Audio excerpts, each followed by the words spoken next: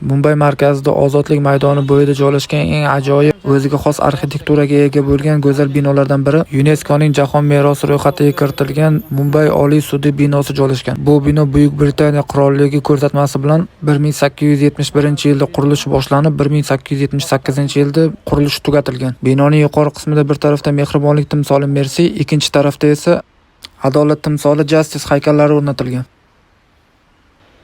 Bino arxitekturasi gotik revival uslubida qurilgan. Mumbay Oliy sudi binosi shahar markaziga juda go'zal manzara berib turadi. Bu bino to'g'risida shahar markazida juda katta maydonda Ozodlik maydoni nomli xiyobon joylashgan. U yerga ertalabdan kechgacha hindistonlik yoshlar va aholi yig'ilib, kriket o'ynab, sport bilan shug'ullanib, vaqtni yaxshi o'tkazishadi. Bu maydon haqida keyingi videolarda to'liqroq gapirishga harakat qilaman.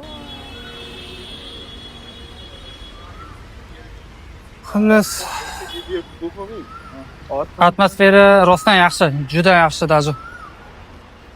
Mumbayga sayohatga kelish kerak.